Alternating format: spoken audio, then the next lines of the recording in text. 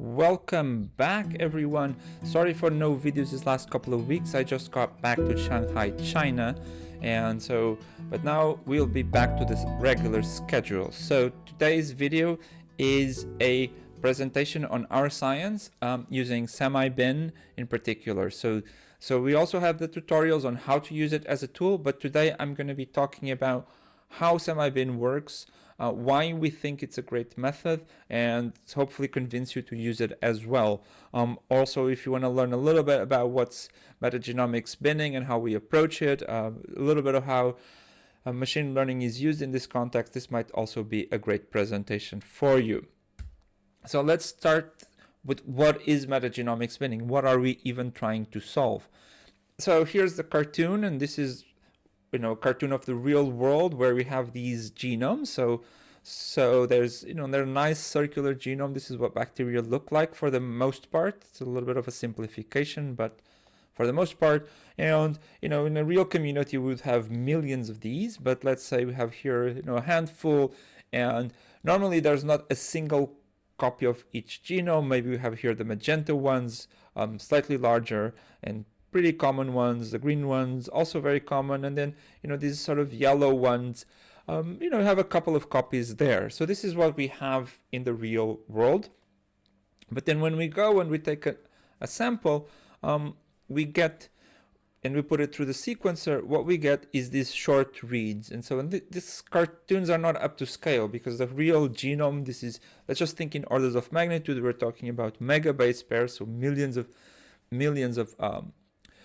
individual nucleotides, whereas these short reads, now we're talking about, we're talking about a few hundred base pairs each.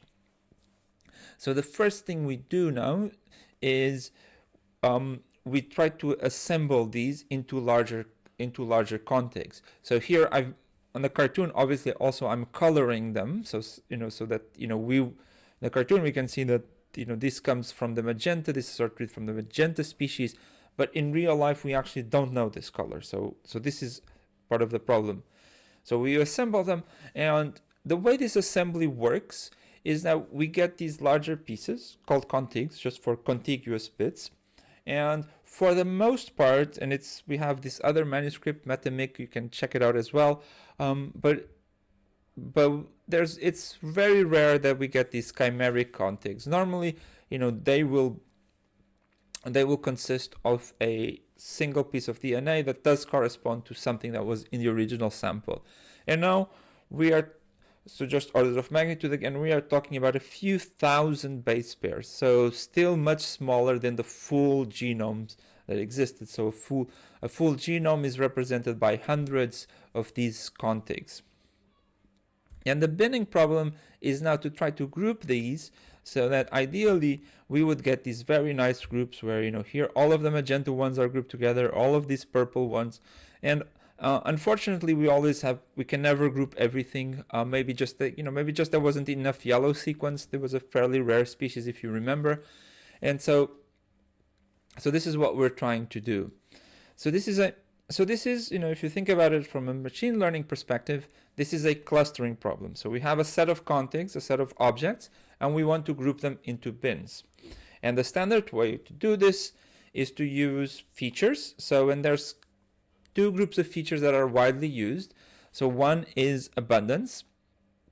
So for example, remember that you had a lot of these magenta genomes, and we only have a few yellow ones. So all of the contigs from the magenta genomes will be more abundant than the contigs from the yellow ones. And we also use chimer composition, and what this means is that we break up, for example, here, this would be a very short sequence just for this cartoon, and we break it up into chimers. We break it up into chimers where case equals 4. So we take the first 4 letters, AT, GT, then we take the next 4, and then the next 4, etc., etc. And it's been shown empirically, and there's some theory behind this, that across a bacterial genome there's a signature of how frequently each chimer appears. And so contigs with a similar chimer sequence, a similar chimer frequency tend to go together, and so this, this has been shown empirically, and it works quite well. And normally so in a lot of these cartoons we use small values just to show, but here k equals 4 is actually what we use in SemiBin. Maybe I should tell you here as well that there's another approach, which is we take the contigs and then we try to classify them. So for example, a not so great approach is to use BLAST, but you can but you can use BLAST and say, okay, and then you can take each contig and assign it to a color, and that would be a classification problem. So and then we'll be talking, so here you can see that there's one mistake, and we'll be talking about how can we do this classification with the highest accuracy. The problem with this approach is that we can never classify all of the contigs, and there's two main reasons for this.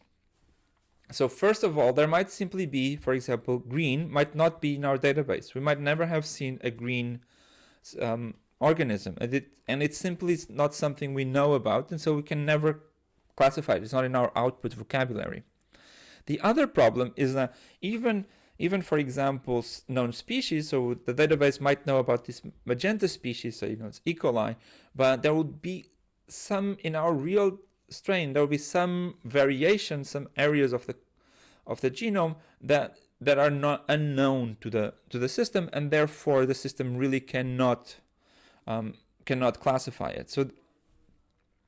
So classification of contigs can work for a fraction of the contigs, but it will never, by definition, find anything new. So this was and this does depend very much on what habitat you're working with. So so for example, the human gut's a lot more studied, but it's actually quite typical that you will not get this accurate, precise species level classification for the majority of your contigs, especially if you are working in an environmental sample. So the idea behind SemiBin, the original idea, and this was done by Xiaojun Pan, he's the first author, he's done most of the work on that I'm presenting, is to use semi-supervised learning. So we have the contigs, and we do have these reference genomes, and we can use them to do this contig annotation. And now what we're going to do is we're going to say, okay, if we get contig annotations between two contigs that are very different, then we know that they cannot be in the same bin, right? So if one thing is classified as a E. coli and the other one is classified as a Pseudomonas, those will not be in the same contig. The other thing we know, and remember I told you that the assemblies very rarely generate chimeric contigs, so contigs should be really blocks of DNA that come from the same organism, so we can artificially break them up just for the computation, and now we have pairs of contigs that we know must come from the same organism. So we call this cannot link and must link, and then this now becomes a semi-supervised or semi-unsupervised problem. So we now do the standard calculating features, and we use this neural network where it's called a Siamese neural network because it processes data in pairs, and there's some technicalities about how you put the abundance there, but you learn this embedding space, and then on the embedded space that tries to represent your cannot and must links, then you do the traditional clustering using and we use InfoMap and weighted k-means, and then you do the clustering taking into account the information that you've obtained on these pairs of contigs that cannot be together and pairs of contigs that must be together. And this is the only slide where we're going to get a little bit more technical. There's a little bit more math here, so feel free to skip a couple of seconds ahead if you want to skip the math. But if you, but I'll try to keep it simple. So the input is, so we have these contigs represented as features. So it's k equals 4 and the abundances, and this. So you have a vector of 136 positions. And what we're trying to learn is this embedding, where now we're going to reduce it to 100 dimensions. Not that it matters so much, but what we want is a function f such that it goes from the original to this embedding, and such that the must linked contigs are mapped to close points and cannot linked are mapped to far away points. So must link and cannot link are not strict, but they're just trying to shrink the space in some areas and expand it in other areas. So we operationalize this by saying, so the loss function is, so if things must be linked, then the loss function is the distance between things that must be linked. So we want to minimize that distance. If things cannot be linked, then this is a little bit complicated here, but we are saying that it's 1 minus the distance, and then with threshold that's 0. And so we want to maximize that distance. So we want to make them as far as apart as possible, basically because of this minus sign. And so, and then the total loss is 1 plus the other, and we want to minimize that. And then F is a simple multi-layer network. This is standard nowadays in machine learning, and so these ideas, this is not ours. There's a lot of theory behind this. You can see this paper, but this is what we wanted to do. Okay, now enough math, and does it work? So let's start with the punchline. Does it work? So what we did is we compared it, and we used both simulated data and real data. And so in simulated data, we know what we should get. In real data, we use these other tools, checkm and junk, to estimate the quality of the bins. And we are going to use actually 4 different data sets. So we have 1 human gut samples, which is the most widely used habitat. We have some dog guts, which represent some non-human animal. And then we have 2 environmental samples, water, so marine, and soil. Does it work? And the answer is yes, it does. So here we are, so the colors represented, the alternatives we used. MetaBat2 is one of the most widely used ones. That's actually the one we used in the GMGC manuscript, because we didn't have SemiBin back then, and you can check that video on how to get those. So MetaBat2 was the state of the art a few years back, and then ours are these green ones. And there's a couple of variations I'm not going to go into here, but basically, if you're going to take away something, is that green line's larger than other lines, right? So SemiBin, so this is, the top bars are doing it sample by sample, and then the bottom bars are this multi-sample binning, where we do a lot of things together, a lot of samples together. They generally get more bins at the cost of more computation, so there's a trade-off there. But the bar's always bigger. And actually, so this is the result over all of these samples. And then even if we check sample by sample, each individual sample, we almost always do better. So we almost always get more these high quality bins. And the exceptions are we get, maybe 1 or 2, we miss 1 or 2. And, the p-values are very highly significant. And so, yes, we do really well empirically. And now I'm going to try to understand a little bit why do we do so well? Because, as I said, we do this semi-supervised step, we learn this embedding, and then we do the clustering, right? Maybe we actually just lucked out and we had a really, really great clustering method. That could be. Or maybe all of this embedding is a little bit too complicated, because we could just have used the clustering information directly. We just said, if some things cannot be linked, then we just don't link them.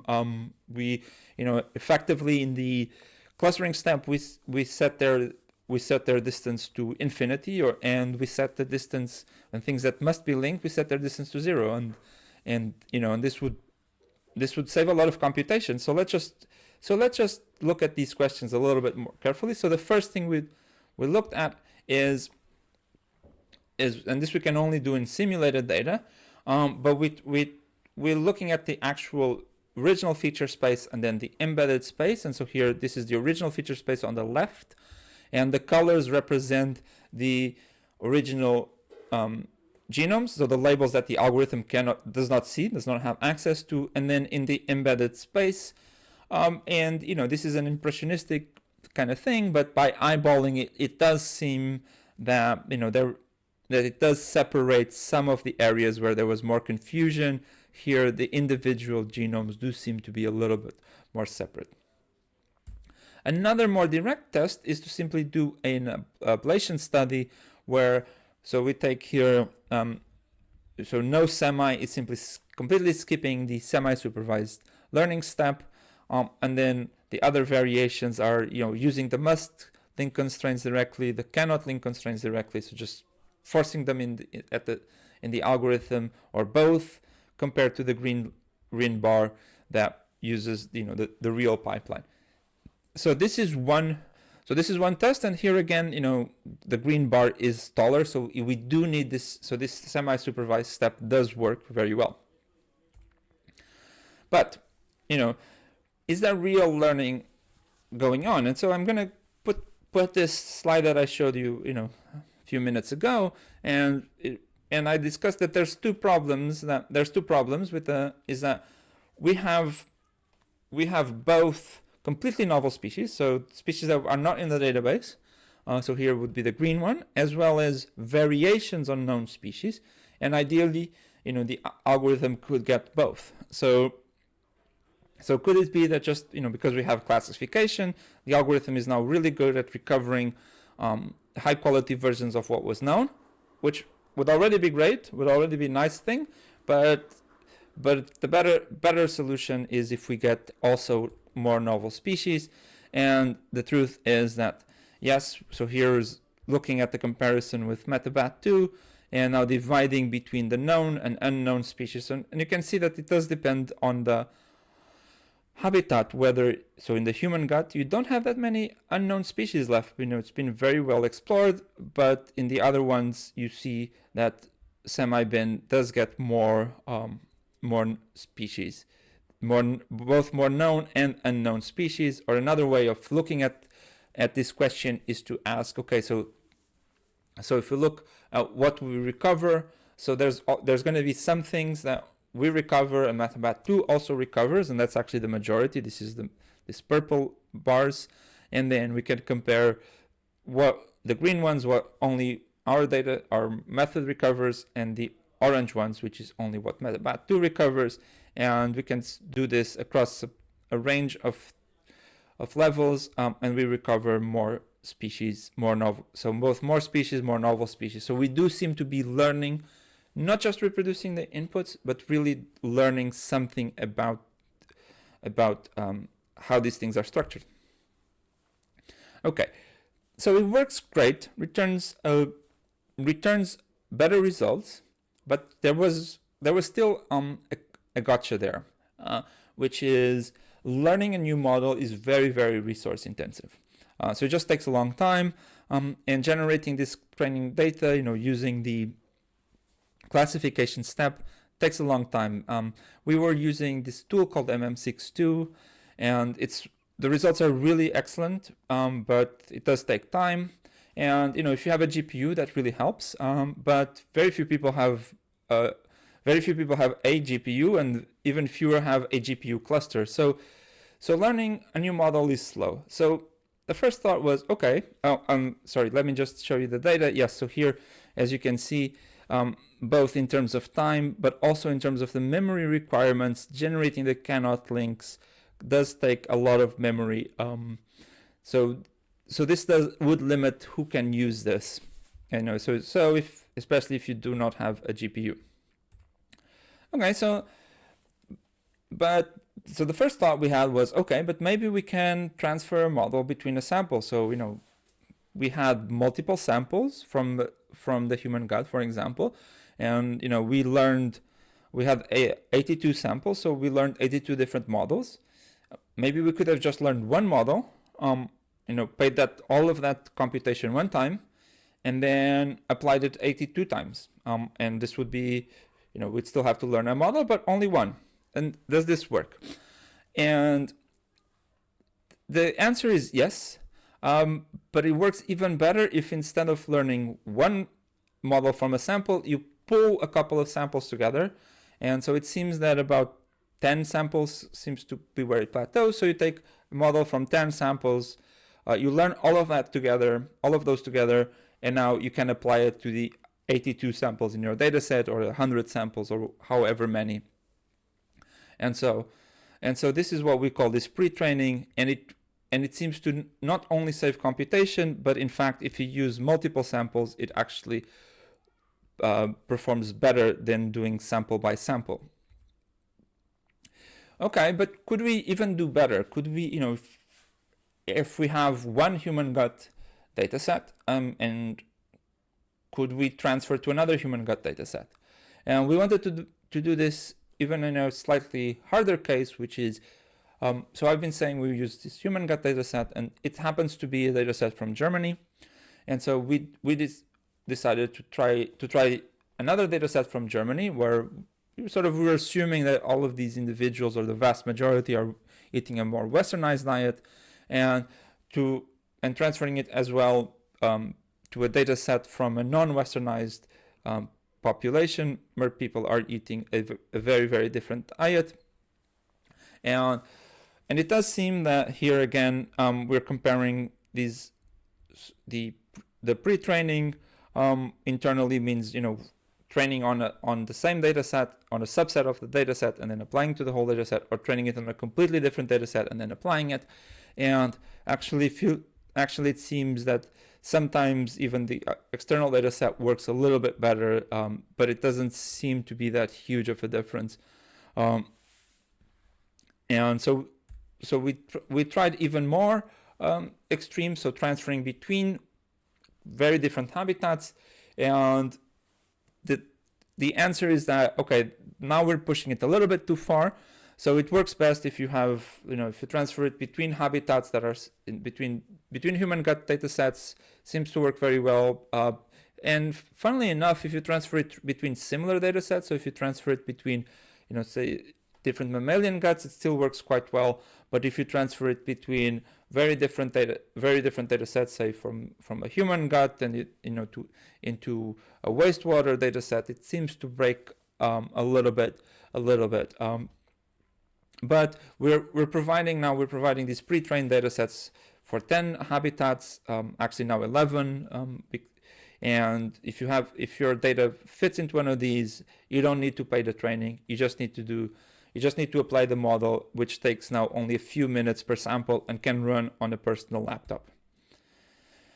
So we still have one anecdote from this, which is, so as I said, we have both real data and simulated data, and we wanted to do this classification. There were two methods that we tested. One was using this tool called CAT that uses the NCBI taxonomy, and the other one was using this other tool based on MM62 and using the GTDB taxonomy. So if we looked at simulated data, then CAT performs slightly better.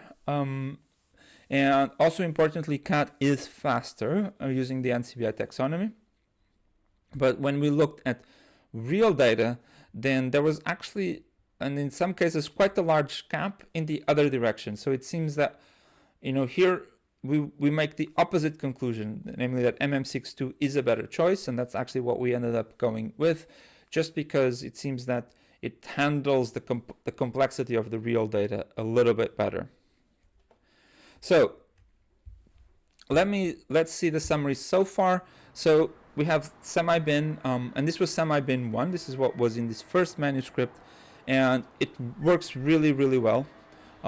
It's better than the state-of-the-art, of course, a broad range of metrics. I didn't show you everything, and it works on all of these different habitats, beats MetaGenomic across 10 different habitats. But it comes at a cost. And the cost is computation, and it requires a lot of memory. But for single sample binning, we can reuse models. We can learn one model here and apply it there. That worked really well. But for multi-sample binning, we cannot reuse models, and the reason is simply that if we have a multi-sample model, that model depends on the number of samples we're using. So if you have 15 samples, that model will be a model for 15 samples. So we would have to train a model for 15 samples, model for 16, 17, all, in order to be able to provide these pre-computed results. The other aspect I didn't mention is that you could use this for long reads. You would run the system and you'd get something, but we hadn't even tested them, and there were some reasons to be doubtful that it would just work out of the box. So SemiBin2 is now addresses these two problems. So in SemiBin1, which is what I showed you before, we had must-link was self-supervised. So we just used the structure of the input. And that was enough to help us to build these must-link constraints, while cannot links came from this reference taxonomy. So with SemiBin2, what we're going to do is we're going to throw away this reference taxonomy and simply randomly generate cannot links. So if we take two random contigs, then unless we're very unlucky, they will not come from the same genome, because we have many genomes. And so for the most part, they will be a valid cannot link, right? It's much faster, obviously, because random sampling is obviously faster than any computation, and there's also no database bias. So that was one of the issues that is now it's going to cover all of the genomes. Naturally though, sometimes we're going to be unlucky. Sometimes we're going to generate a cannot link pair that is a false positive. So now it becomes a little bit of an empirical question. Which of these wins out? Is it the fact that I have more coverage and that we're faster, or is it the fact that we're adding we're adding some noise to it? And again, we can only do this with simulated data, but in simulated data we can quantify how much this drop in accuracy is happening. So here, taxonomic annotation, again, it's not perfect, but it's very good. It's around 99% of the cannot links are correct. Whereas if we do random sampling, in some cases still very high, but some cases it drops to 92%. On the other hand, we are covering a lot more genomes, so we do not have this issue of, if our data set has genomes that are not known in the database or even close relatives, then previously we would not even be able to generate any cannot links between them. Okay, so the proof of the pudding is in the eating. So let's look at simulated data. And in simulated data, so here we have these two curves. The curves almost perfectly overlap between SemiBin1 and SemiBin2. So it seems that on simulated data, at least, we are not paying a cost for this self-supervision. If anything, sometimes we're even a little bit better. And on real data, we are actually better across the board using this self-supervised learning approach. So where we've completely skipped the classification step, we saved a lot of computation, and we still got better results. So here, big win for SemiBin. The other extension we wanted was to use long reads. And so, as I said, everything so far was short reads, and this is using Illumina technology. But now, and especially in the last year, 2022, there's been more and more people using long read data for metagenomics. So this is PacBio or Oxford Nanopore, the two technologies we tested. And so why do these differ from the Illumina results? And conceptually, they're doing the same thing. We're getting contigs, so why should it matter? And it comes down to very, very simple facts. Is that here's and these are just 3 samples, but the orders of magnitude are so large that it probably gives you an accurate idea of what's going on. So with the traditional Illumina, we end up with hundreds of thousands of contigs, from 150 to almost 300,000 contigs, and they tend to be quite small, so in the thousands, single-digit thousands each one. With the long read technologies, it's the other way around. We have many fewer orders of magnitude fewer contigs, but each individual contig tends to be much larger. So so this is still below an individual genome. So an individual genome is in the millions of base pairs, generally speaking. But now maybe for a genome we need only very small number of contigs to build it.